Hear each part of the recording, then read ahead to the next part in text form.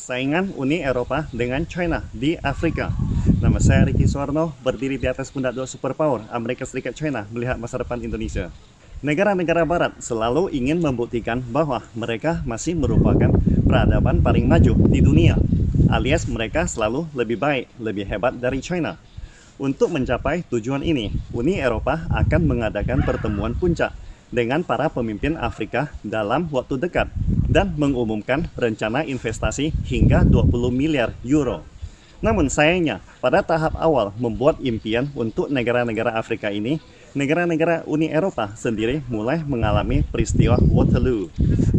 Menurut sebuah laporan oleh Bloomberg, Uni Eropa meningkatkan koordinasi internal agar dapat menghasilkan kesepakatan dengan investasi tahunan sekitar 20 miliar euro pada KTT para pemimpin Eropa dan Afrika.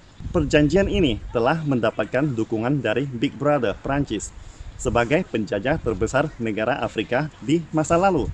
Namun, ditentang keras oleh Jerman, sang penyedia dana dari Uni Eropa. Bloomberg mengatakan bahwa Uni Eropa meluncurkan rencana ini untuk melawan pengaruh China di Afrika. Tetapi sikap Jerman tetap menentangnya. Pemerintah Jerman percaya bahwa Uni Eropa masih belum siap dengan proyek yang diusulkan untuk KTT dengan negara-negara Afrika. Beberapa negara anggota seperti Portugal dan Finlandia menyatakan belum bisa membuat komitmen, khusus karena mereka masih menyusun anggaran nasional untuk tahun anggaran berikutnya. Di samping itu, selain investasi dana, ada juga ide yang berbeda tentang prioritas proyek investasi di dalam Uni Eropa. Misalnya, Prancis ingin berinvestasi lebih banyak di negara-negara sub-Sahara. Tetapi Spanyol bersikeras memilih negara-negara Afrika Utara. Selain proyek infrastruktur, Uni Eropa masih menghadapi banyak masalah jika ingin memenangkan Afrika.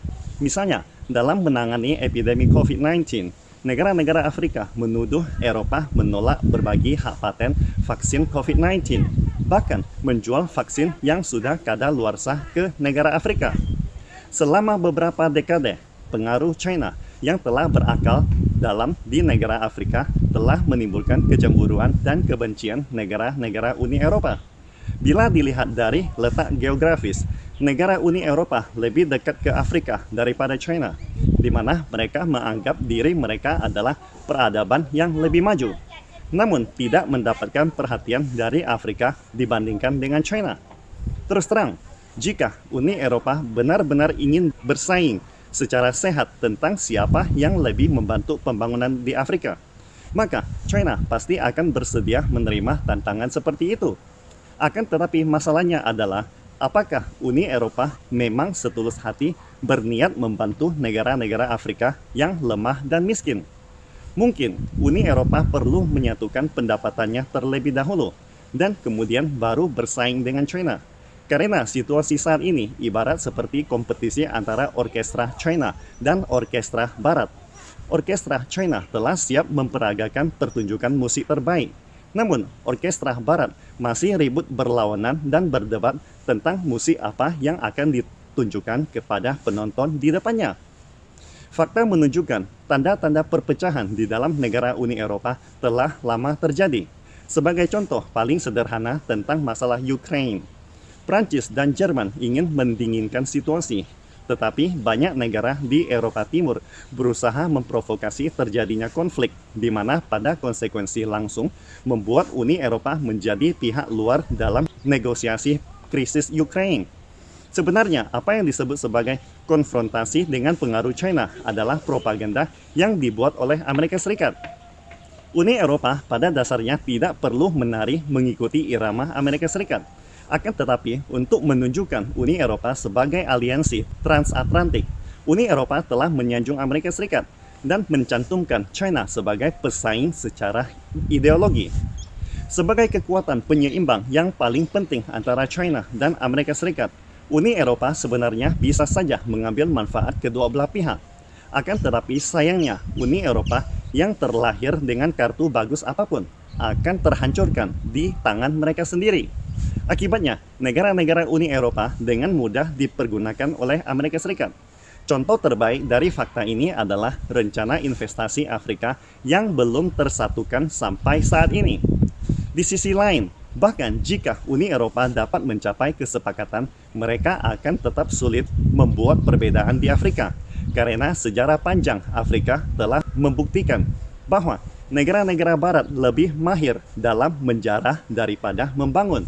Sejarah kolonial mereka yang berusia berabad-abad di Afrika telah dipenuhi dengan darah segar orang Afrika. Di samping itu, berdasarkan adat kebiasaan mereka, investasi Uni Eropa tentu akan disertai dengan tuntutan politik tambahan yang sejalan dengan moral dan nilai-nilai negara Barat. Kesombongan tanpa harapan inilah yang membuat negara Barat menjadi tumor bagi peradaban manusia. Mereka menghambat kemajuan peradaban manusia. Pada saat bersamaan, mereka berusaha mati-matian merampas sumber daya alam dan harta kekayaan negara lain, sehingga membuat negara-negara Afrika menjadi semakin miskin. Negara-negara Afrika yang telah ditindas oleh Barat selama berabad-abad, apakah masih belum cukup? Di bawah keadaan nol kredit, tidak peduli seberapa bagus rencana investasi Uni Eropa, itu tetap hanya menciptakan mimpi yang tidak bisa direalisasikan untuk negara Afrika. Pastikan Anda subscribe dan follow akun ini supaya senantiasa mendapatkan info terbaru tentang teknologi terkini AI berkaitan. Salam Indonesia Maju!